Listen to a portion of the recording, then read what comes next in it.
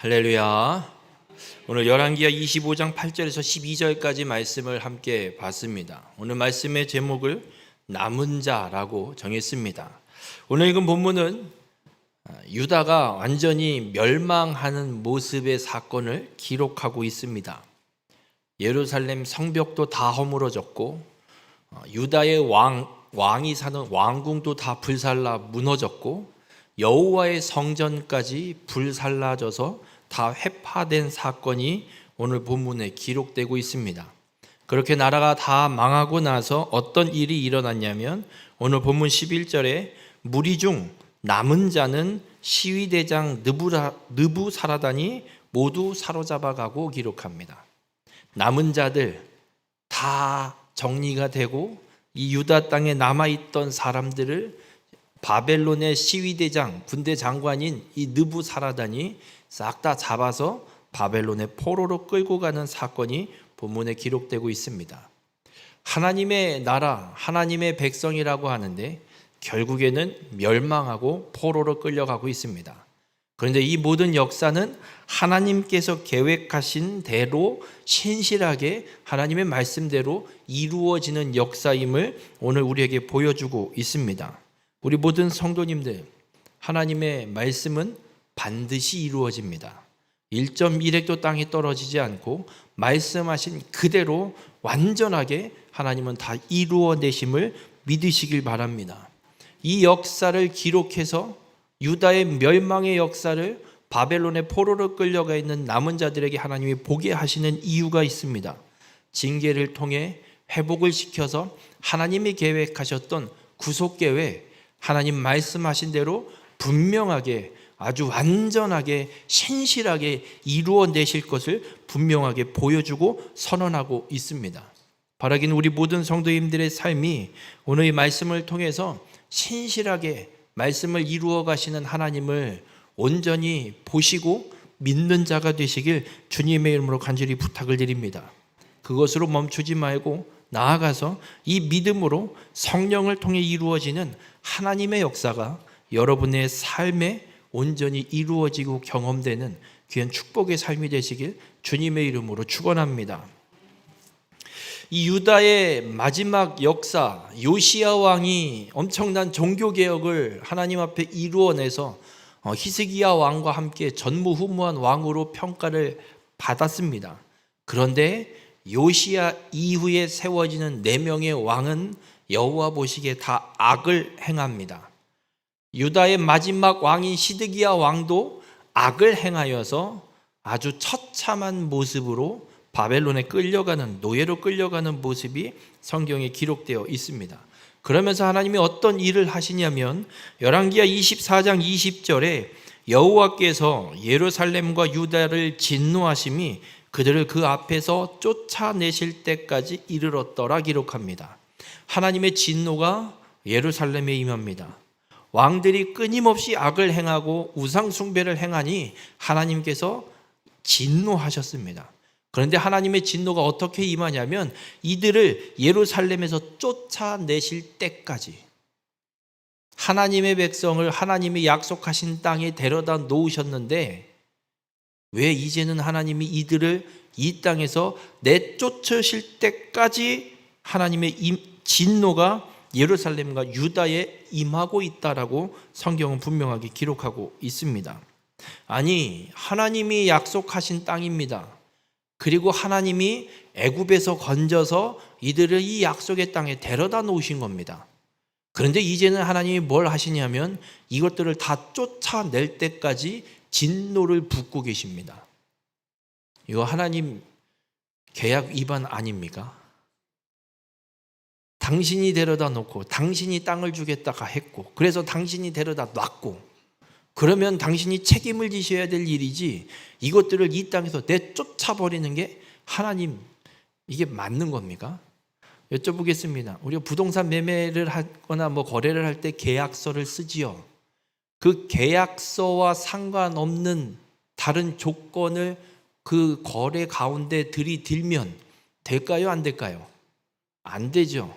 가령 1억이라는 금액으로 계약을 맺었는데 돈은 2억을 달라 그러면 말이 되는 겁니까? 안 되는 겁니까? 만약 그렇게 준다면 그건 이중계약이거나 다운계약서 작성을 한 꼴이 돼서 불법이 되겠죠. 그건 온전한 계약 성립이 되는 게 아니겠죠. 지금 하나님도 하나님이 이스라엘 백성을 불러 놓으셨고 데려다 놓으셨고 약속한 땅을 갖다 주신 건데, 하나님이 약속하고 주신 건데, 이제는 하나님이 하신다는 게 이것들을 다 쫓아내버려야지. 야, 다 니네 나가! 쫓아내기까지 진노를 행하신다는 게 어찌 보면 하나님이 계약을 위반하고 있는 것처럼 보이고 있습니다.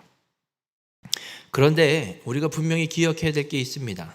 이들이 쫓아나는 하나님의 진노가 임하여서 이들이 쫓김을 받는 이유는 하나님 잘못이 아니라 이스라엘 백성의 잘못이기 때문에 그렇습니다.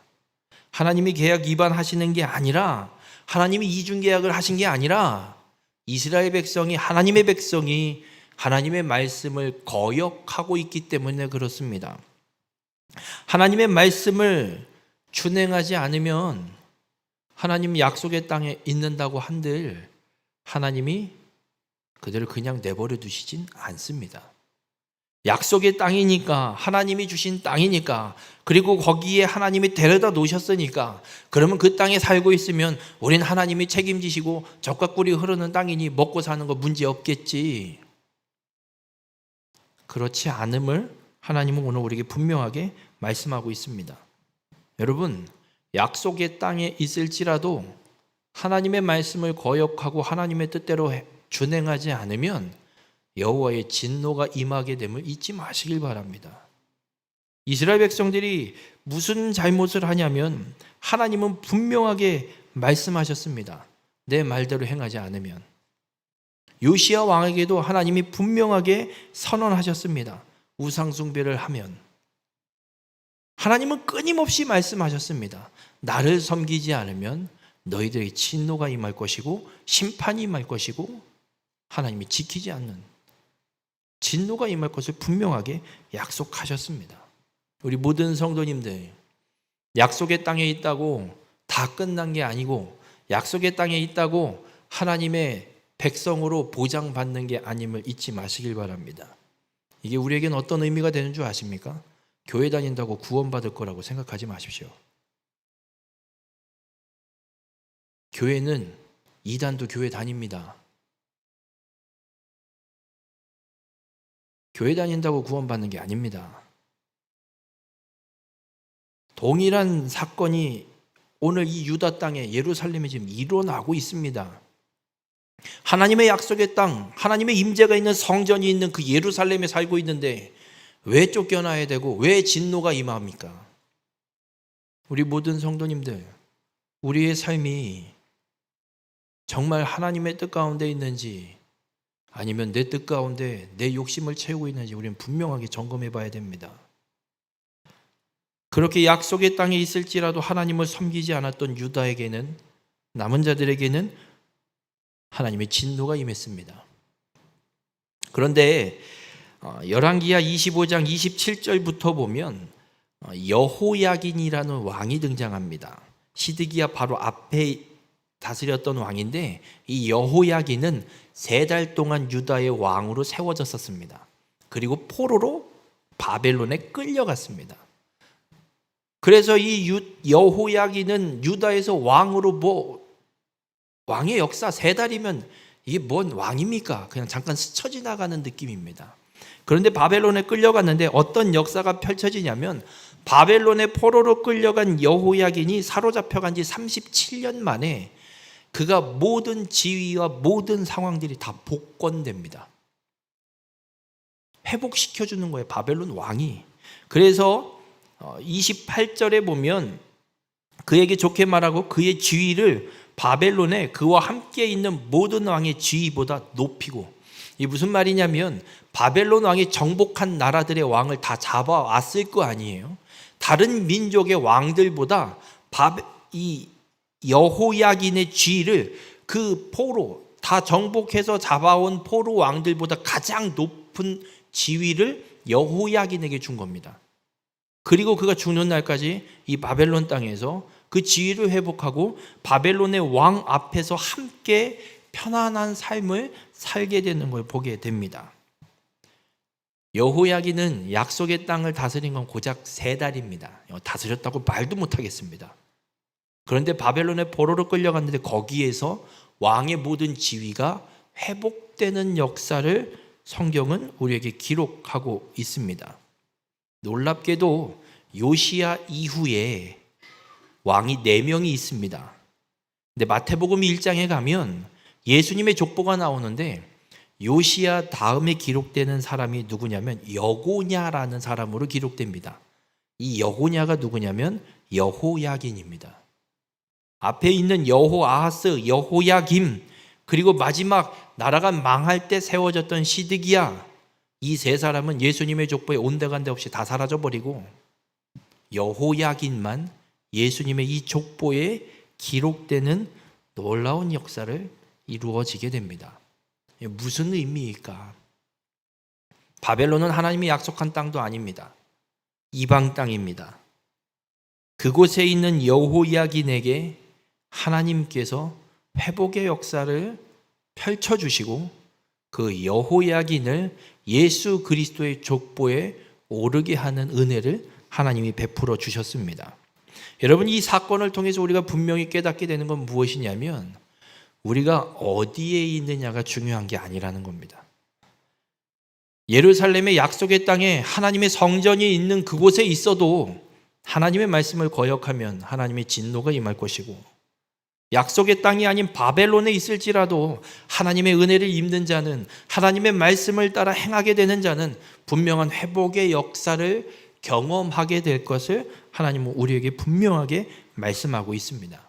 그렇다면 우리가 깨닫게 되는 건 내가 지금 어디에 있느냐보다 누구와 함께 있느냐, 내가 누구를 섬기고 있느냐, 내가 누구의 말을 듣고 있느냐가 우리의 삶의 모든 상황들을 결정하는 가장 중요한 기준이 됨을 주님은 우리에게 말씀하고 있습니다. 여러분, 우리의 삶의 형편이 다 각자 다릅니다. 큰 문제 없이 그냥 평탄한 삶을 사는 분도 있을 거고, 여러 굴곡진 문제들이 끊임없이 삶에 펼쳐지고 있는 사람들도 있을 겁니다. 평탄한 삶을 사는 사람은 하나님 앞에 복을 받은 사람이고, 굴곡진 인생을 사는 사람은 하나님한테 복을 받지 못한 사람일까? 아닙니다. 그게 하나님의 복을 결정하는 게 아니란 이야기입니다. 평탄한 삶을 살아도 하나님의 말씀과 상관없이 살아가면 그에겐 여호와의 심판이 임할 것입니다.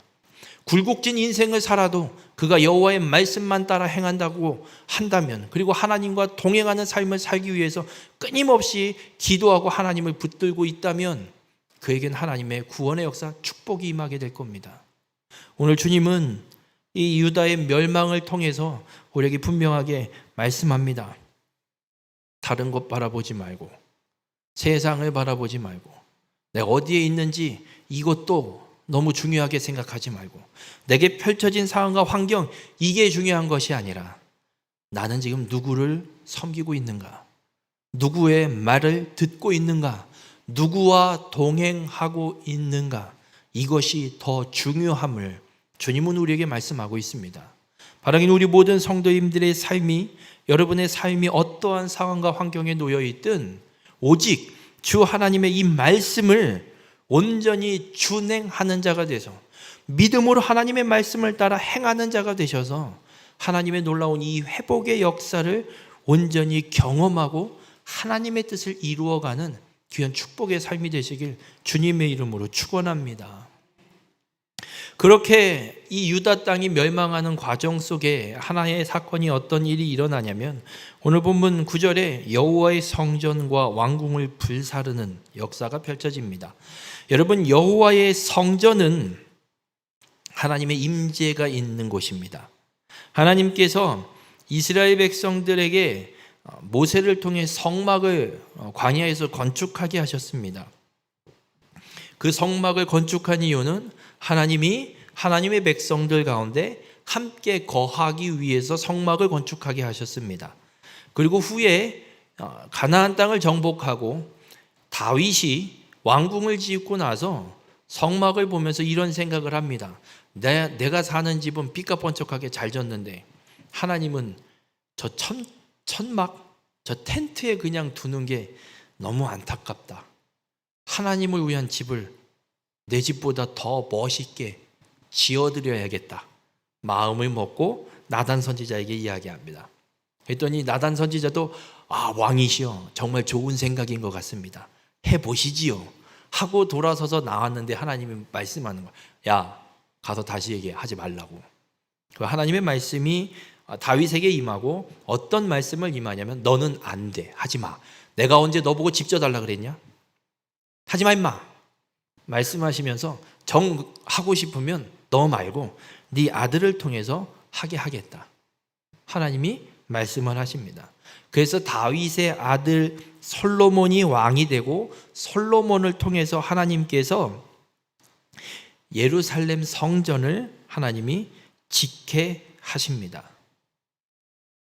하나님께서 이 예루살렘 성전을 건축해 놓고 하시는 말씀이 솔로몬에게 어떤 약속을 하냐면, 솔로몬이 다 건축을 하고 봉헌식을 하는데 하나님께서 솔로몬에게 이렇게 열왕기상 9장 3절에 말씀합니다. 내 기도와 내가 내 앞에서 간구한 말을 내가 들었은즉 나는 내가 건축한 이 성전을 거룩하게 구별하여 내 이름을 영원히 그곳에 두며 내 눈길과 내 마음이 항상 거기에 있으리니 라고 약속하십니다. 그러면 지금 예루살렘 성전, 오늘 본문에 무너지고 있는 예루살렘 성전은 솔로몬이 지어놓은 성전입니다. 솔로몬에게 하나님이 약속하신 것, 내 이름을 영원히 그곳에 두리라. 하나님의 이름을 영원히 그곳에 두고 하나님의 눈길과 하나님의 마음을 솔로몬이 지은 성전에 두시겠다라고 분명하게 약속하셨습니다. 그런데 오늘 본문에는 그 여호와의 성전이 불살라 무너져 버렸습니다. 이게 어찌 된 일입니까? 하나님의 이름을 하나님이 영원히 두겠다고 하셨던 그 장소를, 그 성전을 무너지도록 내버려 두고 있는 것입니다. 아니, 하나님이 정말 바벨론의 신보다도 못한 분이신가? 당신이 분명히 약속하신 이 성전을 왜 무너지게 그냥 내버려 두시는가? 의문이 생깁니다. 그런데 이 성전이 무너지는 것 이유가 있습니다. 열왕기하 23장 27절에 여호와께서 이르시되 내가 이스라엘을 물리친 것 같이 유다도 내 앞에서 물리치며, 북이스라엘이 우상 숭배를 끊임없이 행했기 때문에 하나님의 앗수르를 들어서 북이스라엘을 완전히 무너뜨려 버리셨습니다. 그처럼 유다도 물리치겠다라고 말씀하십니다. 그러면서 내가 택한 이 성 예루살렘과 내 이름을 거기에 두리라 한 이 성전을 버리리라. 여러분, 하나님은 이미 말씀하셨습니다. 우상 숭배를 끊임없이 행하고 있는 이스라엘 백성들, 하나님이 말씀하시는데도, 선지자를 보내서 말씀하시는데도 끝까지 악을 행하고 우상 숭배를 하고 하나님을 섬기지 않았던 이 유다를 향해서 하나님이 말씀합니다. 내가 내 이름을 영원히 두겠다고 했던 저 건물 버리겠다. 그래서 지금 버리고 계신 겁니다. 하나님이 힘이 없어서? 하나님은 계약 위반하시는 분? 이중계약? 아닙니다. 하나님은 분명하게 말씀하셨고 하나님이 말씀하신 그대로 그 모든 역사를 이루어가고 계신 겁니다. 그러면 왜 하나님이 영원히 이름을 두겠다고 하신 이 성전을 왜 버리시겠다고 말씀하고 정말 버리고 계시느냐? 그 이유가 있습니다. 열왕기하 9장 6절에서 7절에 보면 솔로몬이 성전을 다 건축하고 그 성전이 무너지는 것에 대해서 이렇게 말씀을 합니다. 만일 너희나 너희의 자손이 아주 돌아서서 나를 따르지 아니하며 내가 너희 앞에 둔 나의 계명과 법도를 지키지 아니하고 가서 다른 신을 섬겨 그것을 경배하면 내가 이스라엘을 내가 그들에게 준 땅에서 끊어버릴 것이요 내 이름을 위하여 내가 거룩하게 구별한 이 성전도 내 앞에서 던져버리리라. 여러분, 하나님은 이미 말씀하셨습니다. 하나님은 이미 하나님의 말씀대로 행하지 않으면 이스라엘 백성들이 하나님에서 돌아서서 하나님을 따르지 않고 하나님이 주신 계명과 법도를 지키지 않고 하나님이 아닌 다른 신을 섬기면 하나님께서 그들을 이 땅에서 끊어버리겠다 분명하게 선언하셨습니다. 그렇기에 유다가 멸망하고 지금 이 유다 백성들의 남은 자들이 바벨론의 포로로 끌려가고 있는 겁니다. 그리고 분명히 말씀하셨습니다. 그렇게 되면 내 이름을 위하여 내가 거룩하게 구별한 이 성전도 내 앞에서 던져버리리라. 하나님이 약속하셨지만 너희들이 내 말 나를 섬기지 않으면, 내 말과 내 뜻대로 행하지 않으면 이 성전마저도 하나님이 던져버리실 것을 분명하게 말씀하셨습니다. 하나님이 이중계약을 하신 게 아니라 하나님은 계약하신 대로, 하나님이 맺으신 언약 그대로, 하나님이 말씀하신 그대로 이 모든 역사를 신실하게 지금 이루어 가고 있는 겁니다. 하나님은 끊임없이 선지자를 보내서 말씀하셨습니다. 제발 우상 숭배를 버리고 하나님께로 돌이켜 돌아오라. 안 그러면 너희는 하나님 앞에 버림받고 하나님이 너희들을 이 땅에서 다 내쫓을 것이고 하나님이 이 성전도 버린다 말씀하셨다. 제발 좀 돌아와라. 끊임없이 선언하시고 말씀하셨지만 이스라엘 백성들은 듣지도 않았습니다. 끝까지 우상 숭배를 멈추지 않았습니다. 그래서 하나님은 하나님이 말씀하신 그대로 이 모든 역사를 지금 펼쳐가고 있는 줄 믿으시길 바랍니다. 그러면 하나님이 유다를 완전히 버리시는 것일까? 이렇게 다 내쫓아버리고 다 무너뜨려버리면 하나님은 도대체 그럼 하나님이 계획하신 일들을 어떻게 이루어 가시려고 이러시는 걸까라는 의문이 생깁니다. 하나님께서 유다를 이 땅에서 다 내쫓아버리고 성전을 무너뜨리고 바벨론의 포로로 보내시는 건 하나님의 계획이고 하나님의 뜻입니다. 에이, 하나님 뭐 다 망하고 다 내쫓아버리고 다 무너뜨려 놓고 그게 무슨 하나님 뜻이고 하나님 계획이에요? 아닙니다. 분명한 하나님의 뜻입니다. 사무엘하 7장 14절에 보면 하나님께서 성전을 짓겠다고 한 다윗에게 솔로몬 그 아들을 통해서 성전을 짓게 만들겠다고 하시면서 그 아들에 대한 약속의 말씀을 하나님이 다윗에게 하신 게 있습니다. 사무엘하 7장 14절에 나는 그에게 아버지가 되고 그는 내게 아들이 되리니 그가 만일 죄를 범하면 내가 사람의 매와 인생의 채찍으로 징계하려니와. 하나님께서 다윗의 아들 중에 누군가를 통해서 성전을 짓게 하실 건데 약속하시는 거예요. 내가 하나님이 네 아들의 아버지가 되어 줄게. 그리고 그 아들이 만약 죄를 범하면 내가 사람의 매와 인생의 채찍을 갖고 와서 그놈을 징계할 거야. 이게 무슨 말씀이냐면 여러분 제가 반복해서 말씀드리는 것 같아요. 여러분 자녀를 혼냅니까? 옆집 설수를 혼냅니까? 내 새끼를 혼내세요? 남의 새끼를 혼내세요? 내 새끼를 왜 혼내세요? 잘못된 길을 가지 말라고. 그러면 누군가에게 혼난다는 건 그분이 나를 어떻게 생각하고 있다는 얘기예요? 자식처럼 생각하고 있다는 얘기예요. 하나님이 지금 그 말씀을 하고 있어요. 다윗에게 약속하시는 겁니다. 다윗, 너의 자손들을 내가 자녀 삼는다. 내가 아버지가 되어줄 거다. 그래서 네 자식들이 죄를 범하거나 내 말을 안 듣고 내 뜻대로 안 하면 내가 사람의 매와 인생의 채찍을 들어서 이것들을 때릴 거야. 그냥 때리는 게 아니야. 징계를 통해 다시금 깨닫고 옳은 길, 생명의 길로 돌아오게 하기 위해서 아버지인 내가 내 자식을 징계할 거야. 그래서 절대로 이들을 버리지 않고 내 자식으로 삼아서 내가 이들을 다시 끌고 갈 거야 라고 하나님이 지금 약속하고 계신 거예요. 유다가 멸망당한다고 다 끝나는 게 아닙니다. 지금 예루살렘 성전 무너졌다고 끝나는 게 아닙니다. 하나님 입장에선 예루살렘 성전이요 그까짓 거 무너지면 뭐 다시 지으면 되죠, 하나님이. 그까짓 게 뭐라고? 하나님이 언제 성전 지어달라고 하신 적 있습니까? 없습니다. 하나님은 그거 문제도 아닙니다. 중요한 건, 하나님에게 중요한 건 하나님의 자식인 유다가 더 이상 죄를 짓지 않고 다시 하나님의 뜻 가운데로 돌아오는 게 더 중요한 겁니다. 그래서 사람의 인생의 채찍, 바벨론을 사람의 매로 하나님이 쓰시는 거예요. 그리고 가서 때리는 거예요. 바벨론이 와서 유다를 계속해서 공격하고 포로로 잡아가고 뺏고 난리를 치는 건 하나님이 사람의 매로 바벨론을 들어 사용해서 때리고 계신 겁니다.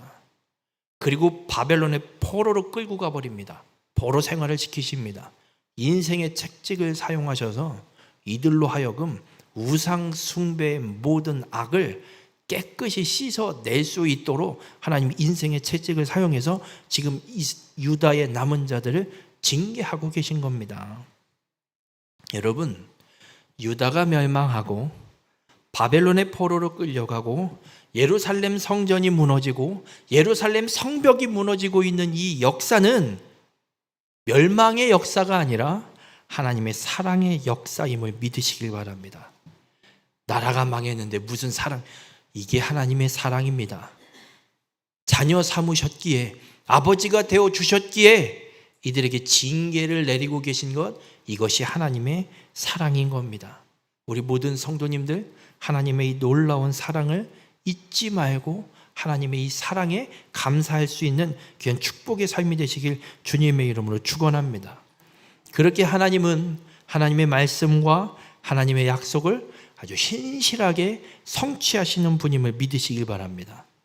하나님은 단 한순간도 하나님의 말씀을 버리거나 이루지 않은 적이 한 번도 없습니다. 말씀하신 그대로 아주 정확하게 모든 일들을 이루신 분입니다. 그리고 그 역사, 특별히 이 징계의 역사를 통해서 하나님의 백성들을 다시 하나님께로 돌이키시는 놀라운 구원의 역사, 회복의 역사를 이루어가고 계십니다.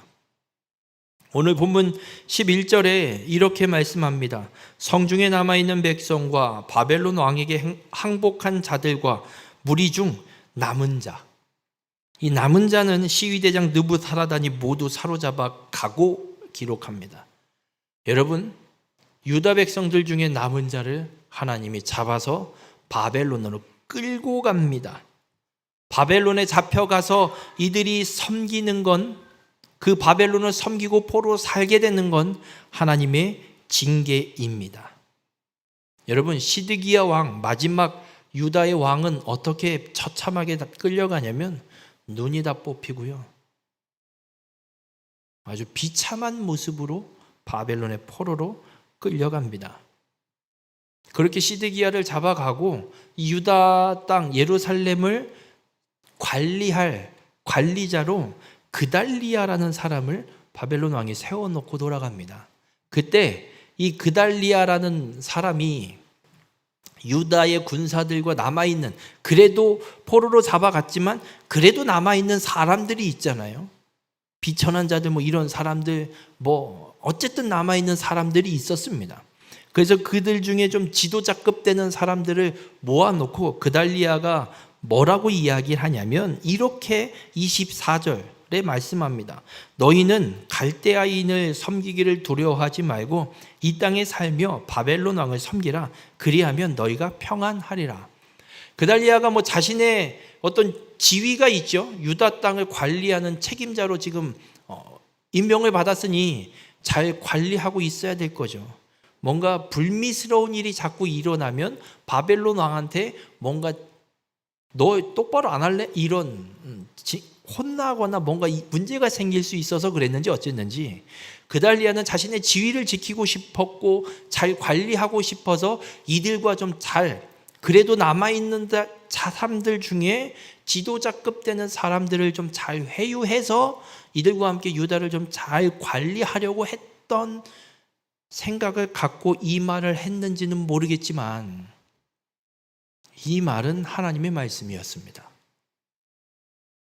예루살렘에 나와 있는 유다 사람들에게 그달리아가 선언하고 있는 이 말이 하나님의 말씀입니다. 이게 어떻게 하나님 말씀이냐면 예레미야 42장에 하나님이 예레미야를 통해서 분명하게 선언하셨습니다. 예레미야 42장 11절에서 12절에 보면 너희는 너희가 두려워하는 바벨론의 왕을 겁내지 말라. 내가 너희와 함께 있어 너희를 구원하며 그의 손에서 너희를 건지리니 두려워하지 말라. 하나님 분명히 말씀합니다. 예레미야 선지자를 통해서 나라가 망하는데 하나님이 말씀하는 거야. 야, 니네 치러 온 바벨론 겁먹지 마. 두려워하지 마. 무서워하지 마. 그냥 포로로 잡혀가. 가서 걔네들이 시키는 대로 그냥 해. 내가 너희와 함께 있을 거고 너희를 구원할 거고 바벨론의 손에서 너희를 건질 거야. 그러니까 겁먹지 말고 두려워하지 말고 그냥 끌려가서 바벨론에 가서 살아. 걔네들을 섬겨. 걔네들이 시키는 대로 해. 그게 내가 보내는 거야. 나중에 다시 데려올 거니까 걱정하지 마라고 말씀하고 있습니다. 그러면서 내가 너희를 불쌍히 여기리니 그도 너희를 불쌍히 여겨 너희를 너희 본향으로 돌려보내리라. 다시 보내줄 거야. 그러니까 걱정하지 말고 바벨론에게 끌려가. 바벨론을 섬겨. 분명히 다시 돌아올 거야, 이 땅으로. 그러니까 제발 바벨론에게 가. 하나님이 예레미야 선지자를 통해서 분명하게 선언하셨습니다. 그달리아는 자신의 어떤 지위 혹은 이 책임감 때문에 이들을 회유해서 여기를 잘 다스리고 관리하려고 하는 말인지 모르지만 하나님은 그달리아를 통해서 그 입을 통해서 하나님이 이미 약속하신 말씀을 다시 한번 선포하시는 겁니다. 어디 엄한 데 갈 생각하지 마라. 그냥 바벨론을 섬겨라. 그러면서 예레미야 선지자에게 하나님이 이어서 또 어떤 말씀을 하시냐면 예레미야 42장 17절에 무릇 애굽으로 들어가서 거기에 머물러 살기로 고집하는 모든 사람은 이와 같이 되리니 곧 칼과 기근과 전염병에 죽을 것인즉 내가 그들에게 내리는 재난을 벗어나서 남을 자 없으리라. 나라가 멸망할 때 사람들이 그랬거든요. 예레미야 선지자가 계속해서 하나님의 말씀을 선포하고 있는데 그걸 믿지 않고 야, 저희 말 같지도 않은 소리 한다. 우린 애굽으로 가자. 애굽이 우리와 함께 바벨론을 대항해서 지켜줄 거다. 그냥 애굽으로 가자. 애굽으로 가자. 끊임없이 이야기합니다. 근데 하나님은 애굽으로 돌아가지 말라라고 출애굽할 때부터 분명히 선언하셨습니다. 나라가 유다가 멸망하는 이때에도 하나님이 분명하게 선언하십니다. 애굽으로 들어가서 거기 머물러 살려고 고집 피지 마라. 애굽으로 가는 자 남는 놈 하나도 없을 거다. 하나님이 내리는 재난 벗어날 놈 한 놈도 없다. 애굽으로 가면 끝이다. 바벨론으로 가면 하나님이 다시 돌아오게 할 거다. 여러분, 하나님은 분명히 유다에게 선언하십니다. 바벨론으로 가고 애굽으로 가지 말라고. 결과를 볼까요? 애굽으로 간 자들은 기록도 없습니다.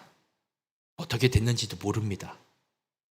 모르긴 몰라도 하나님 말씀대로 어떤 재난과 기근이 펼쳐질 때 살아남은 자가 없었을 겁니다.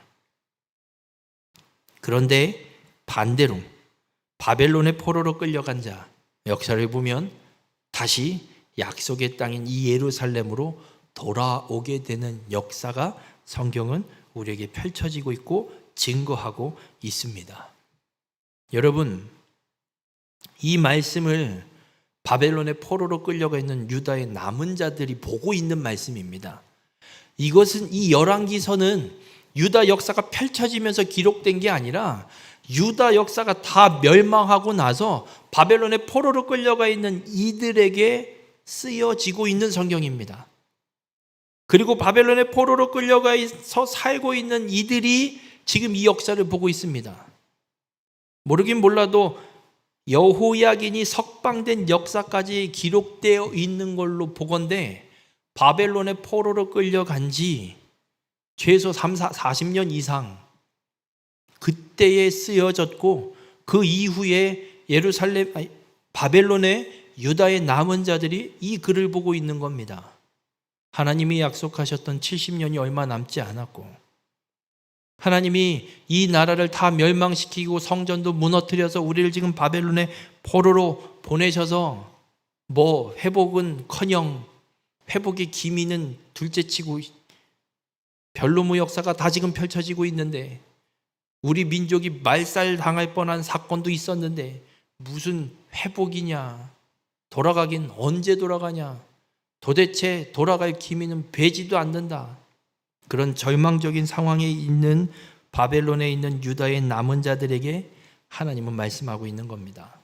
어떤 말씀을 하느냐, 예루살렘에 있느냐 바벨론에 있느냐, 이것보다 더 중요한 건 누구의 말을 듣고 있느냐, 너희가 누구를 섬기고 있느냐.